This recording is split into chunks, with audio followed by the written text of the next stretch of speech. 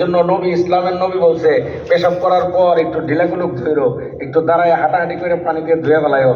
যদি টিস্যু না থাকে, আগের যুগে টিস্যু ছিল না, মাটি ছিল, মাটি ইত্যাদি দিয়ে পরিষ্কার হইয়া পেশাব করার পরে ধুইলে একটু হাঁটাহাঁটি করলে, কাশি কুশি দিলে তখন তার পেশাব ক্লিয়ার হয়তো ধুয়ে ফেলাইতো, পবিত্র। কথা ঠিক না? আর এখনকার যুবক পবিত্রতার তো কোনো সিস্টেম নাই। সে কি করে, দাঁড়ায় আছে, টান দিয়ে ঝাঁকি দিয়ে সেন্টার ক্যাচ হয়ে যায়। এই তো এই যে ঝাঁকিটা দিল, প্রত্যেক ঝাঁকিতে কমপক্ষে 2 ফোঁটা, কথা কন না কেন, 2 ফোঁটার কম কর না। তাহলে দিনে যদি 3 বার পেশাব করে, 3 ঝাঁকিতে কয় ফোঁটা? 6 ফোঁটা। জিন্সের প্যান্ট সাধারণত যারা পরে, শীতের দিনে তো কথাই নাই, মাসে একবারে বেশি ধয় না প্যান্ট। এটা নিয়ম হচ্ছে গাইয়েন, কারণ এটা ধোয়া কষ্ট, ঝামেলা, খোলা টোলা। এর লেগে এরা শীতের দিন 1 মাসের আগে কি করে না, প্যান্ট ধয় না। তাহলে দিনে যদি 6 ফোঁটা হয়, 1 মাসে কয় ফোঁটা হয়েছে? কথা বল, 3 দিয়ে গুণ দেন না, 600। তাই কয়শো ফোঁটা? 600। হ্যাঁ, 180 ফোঁটা। এই 180 অঙ্কে ভালো। আগের যদি আছে হুজুকে বাঙালি। আচ্ছা, 180 ফোঁটা পেশাব তা আধা কেজি তো হবেই কমপক্ষে। তা আধা কেজি পেশাব নিয়ে মুসলমানের পোলা, তুই সারাদিন গুরুস্ত লজ্জা করে না? তুই না জান্নাতে যাবি? তুই না মরলেই জান্নাতে যাবে? মুসলমান, তোর আমার জন্য জান্নাত আল্লাহ লিখে রাখছেন, মরতে দেরি জান্নাতে যাইতে দেরি নাই, বলেন সুবহানাল্লাহ। তো তুই মুসলমানের সন্তান হইয়া প্যান্টের মধ্যে আধা কেজি পেশাব লইয়া ঘুরস্ত লজ্জা শরম করে না? প্যান্টের মধ্যে পেশাব লইয়া ঘুরবো ইয়াহুদি নাসারারা। ইয়াহুদি নাসারাদের কোনো পবিত্রতা বলতে কিছু নাই, ওদের কাছে পরিচ্ছন্নতা আছে, পবিত্রতা নাই। ও বন্ধু, একমাত্র পবিত্রতা মুসলমানদের জন্য। মুসলমান ছাড়া পৃথিবীর কোনো মানুষের কাছে পবিত্রতা নাই, পরিচ্ছন্নতা আছে। পরিচ্ছন্নতা আর পবিত্রতা কোনোদিন এক না। কথা বলেন ঠিক না বেটি? ঠিক। আপনার পায়ের মধ্যে গোবর লাগছে, গোবর, এদিকে তাকান, আপনার পায়ের মধ্যে গোবর লাগছে, গোবর একবারে শক্ত গোবর। রাস্তায় যাওয়ার সময় ড্রেনের পানি খুব পরিষ্কার পানি, গপ বাড়ির থেকে গোসল করতেছে, গোসলের পানি মানে না পাক, কিন্তু দেখতে তো পরিষ্কার। আপনি এই পানি দিয়ে যদি পাও ধুয়ে ফেলান, আপনার পায়ের গোবর পরিষ্কার হবে, কিন্তু পবিত্র হবে না। কথা কোন ঠিক না বেটে? পবিত্রতা এক জিনিস, পরিচ্ছন্নতা আর এক জিনিস। আপনি একটা কাপড়, একবার পেশাব লাগছে কাপড়ের মধ্যে, ইসলাম বলছে 3 বার ধুইতে হবে, 3 বার নিংড়াইতে হবে। কি অসুবিধা হয়নি তার? হে বেটার লগে খুঁজে দেখেন জিন্সের প্যান্ট নিয়ে, তোরা তো খেপ লোক আমার লগে। হ্যাঁ, জিন্সের প্যান্ট পরে রয়েছে, মাথা কিছু পেশাব লেগে ঘুরতেছে, এর বিরুদ্ধে কইছি না, এর লেগে হ্যাঁ খেপছে। কথা ঠিক না বেঠিক? আচ্ছা শোনেন, সময় তো নাই, নির্দেশ আইছে শেষ করবার লেগে, তাহলে কত কথা মনে পড়ে, কইবারও কোন চায়, কিন্তু বেশি হয়ে গেছে। আধা কেজি পেশাব লিয়ে তুই মুসলমানের পোলা ঘরস কে? কাপড়ের মধ্যে পেশাব লাগছে, নিয়ম হইলো, ইসলাম বলছে 3 বার ধুইতে হইব, 3 বার চিপড়াইতে হইব, নিংড়াইতে হইব, আর নয়তো পবিত্র হইব না। এটা হলো ইসলামের বিধান। কিন্তু পেশাব লাগার পর আপনি নদীর পানির মধ্যে ঠাস ঠুস করে একবার করে ভালো করে ধুইছেন, সব পরিষ্কার হয়ে গেছে। ধুইছেন কয়বার? পরিষ্কার হয়েছে না হয় নাই? কিন্তু পবিত্র হয় নাই। পরিষ্কার হয়েছে কিন্তু কি হয় নাই? পবিত্র হয় নাই। তাই মুসলমানের সন্তান জান্নাতি মানুষ তুই। আরে বেটা, তোর দেখে তো মুসলমান মনে হয় না, প্যান্ট না করলে তো কোনো জায়গায় অ্যাক্সিডেন্ট করে মরলে বোঝাও যাবে না এটা মুসলমান না কাফের। কথা কোন ঠিক না বেটি? তো মুসলমানের সন্তান হয়ে লজ্জা করে না? পেটের মধ্যে আধা কেজি পেশাব লইয়া ঘুরুমিয়া। আজকে এইটাই ওয়াজ, মুসলমানের সন্তান হইতে হইলে পবিত্র থাকতে হবে। কথা কোন ঠিক না বেটি? নামাজ পাই সব পারি, কাপড় ঠিক নাই, নামাজ পড়তে পারস না। কাপড় ঠিকের লেগে তোর নামাজ বন্ধ থাকবে কেন? আজকে থেকে ওয়াদা করো মিয়া, মনে মনে ওয়াদা করো, পবিত্র থাকবা সবসময় ইনশাআল্লাহ। তৈরি আছো সবাই ইনশাআল্লাহ?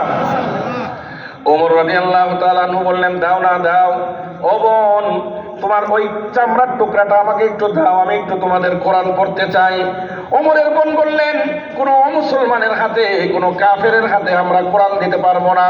ও বন্ধু ওমরকে বললেন, ওমর তুমি যদি এটা পড়তে চাও, ধরতে চাও, তাহলে আগে যাও, তুমি ওযু করে আসো, গোসল করে আসো। এই মিয়া, বুখারীর রিওয়ায়াত বলতেছি, গল্প গুজব করার টাইম আমার কাছে নাই। এটা কোনো ঠাকুরমার ঝুলি বলতেছি না, বুখারী শরীফের রিওয়ায়াত। বুখারী শরীফের মধ্যে 2টা রিওয়ায়াত আসছে। এক রিওয়ায়াতে আসছে হযরত ওমর গিয়ে গোসল করে আসছে, আর এক রিওয়ায়াতে আছে হযরত ওমর গিয়ে ওযু করে আসছে। ওযু করে আসার পর হযরত ওমরের হাতে ওমরের বোন চামড়ার টুকরাটা ধরায় দিছে। এইবার হযরত ওমর কোরআন তেলাওয়াত শুরু করছে। হযরত ওমর তো মুসলমান হয়ে গেছে নাকি? এখনো হয়েছে? হযরত ওমর তো ইসলামের খুব মহব্বত করে। এই শেষ তো, শেষ তো না, দেখাইছি, এত পাগল না আমি। মোবাইল দেখে গেছে বলবে বলবো নাকি? ওমর রাদিয়াল্লাহু তাআলা আনহু এখনো মুসলমান হয়েছে? ওমর রাদিয়াল্লাহু তাআলা কোরআন শরীফ শুরু করছে, পড়া শুরু করছে খুব মহব্বতের সাথে, ভালোবাসা। না না না, হযরত ওমর তো এখনো রসুলের উপর খেপা, রসুলের গর্দান কাটতে যাইতে চাচ্ছে, ইতিমধ্যে মাঝখানে সে ফান্দে পড়ে গেছে। হযরত ওমর এখনো কাফের, মুসলমান হয় নাই। এই হযরত কাফের ওমর যখন নাকি পবিত্র কোরআন পড়া শুরু করে দিল, বিসমিল্লাহির রহমানির রহিম, তাহা মা আনজালনা আলাইকাল কুরআনা লিতাশকা। ও বন্ধু, আল্লাহর কসম, আল্লাহর কসম, হযরত ওমর মাত্র 5টা আয়াত তেলাওয়াত করতে পারছে, আর তেলাওয়াত করতে পারে নাই।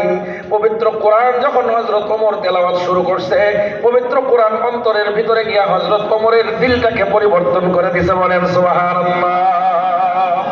এইবার হযরত ওমর পবিত্র কোরআনের পাতাটা বোনের কাছে দিয়া দৌড় দিছে রসুলের বাড়ির দিকে। আগে তো দৌড় দিছে তরবারি হাতে, তরবারির খবর নাই, তরবারি ফালায়া রসুলের বাড়ির দিকে দৌড় দিছে। হযরত ওমর রসুলের বাড়ির দিকে যখন কাছাকাছি চলে গেছে, আবু বকর সহ অন্যান্য সাহাবায়ে কেরাম হযরত রসুলের পাশে বসে আছে। এইবার সবাই বলতেছে, হুজুর, ওমর হন্তদন্ত হয়ে আপনার বাড়ির দিকে আসতেছে, ভাবচক্কর ভালো নয়। হযরত রসুল বললেন, ও আমার সাহাবী, আমার দোস্তরা, শোন, আজকে হযরত ওমর আসতেছে, ভাবচক্কর ভালো না কে কইছে? আজকে ওমরের ভিতরে আমি ওই ঈমানের নূর দেখতে পাই। বলেন সুবহানাল্লাহ।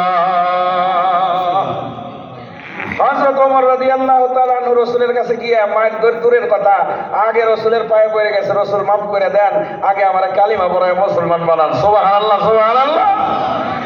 ওমরের মতো একজন কাফের, সে যদি, ও দোস্ত, ও বন্ধু, এই ওমরের মতো কাফের যদি কোরআনের কাছে আসার কারণে ওমর পরিবর্তন হয়ে যায়, আমি আর আপনি তো কাফের না মুসলমান। হয়তো কিছু গুনাহ করছি, হয়তো কিছু পাপ আমাদের আছে, কিন্তু হযরত ওমর যখন কাফের ছিল, আমি আর আপনি কাফের না। ওমর যদি কোরআনের কাছে আসার কারণে দিল পরিবর্তন হইতে পারে, আমার আর আপনার দিল কোরআনের কাছে আসলে, কোরআনের মাদ্রাসায় আসলে, হারুনিয়া মাদ্রাসায় আসলে, আমার আর আপনার দিল পরিবর্তন হওয়া সম্ভব কি সম্ভব না? জোরে জোরে কর। কোরআনের কাছে আসতে, পাশে আসতে রাজি আছেন সবাই ইনশাআল্লাহ? বলতে ভালোই লাগতেছে, শুনতেও ভালো লাগতেছে, কিন্তু সময় নাই, নির্দেশনা, আবার 1:30 বেজে গেছে, সারা রাত ওয়াজ করে ফজর কাজা, তাহলে এই ওয়াজে কোনো লাভ নাই। এই জন্য আমরা এখন শেষ করে দেব। এই মাদ্রাসার সাথে সবসময় আছেন তো আপনারা ইনশাআল্লাহ? সবাই থাকবেন তো ইনশাআল্লাহ? দোয়ার আগে ছোট্ট একটা আবেদন আপনাদের সাথে, যদি আপনারা মানেন আলহামদুলিল্লাহ, না মানলে আমার কিছুই করার নাই। এখনই আমরা দোয়ার দিকে যাব। পবিত্র কোরআনকে ভালোবাসেন, এই ভালোবাসার নিদর্শন হিসেবে আমার লগে একটা মুসাফা করবেন, 100 করে টাকা দিবেন, আমি নিব না মাদ্রাসার লিগে। কে কে আছেন 100 করে টাকা দিয়ে একটা মুসাফা করে যাবেন, আমরা দোয়াটা করে দিব। দোয়ার আগে মধ্যরা 100 করে টাকা। এই কাকা,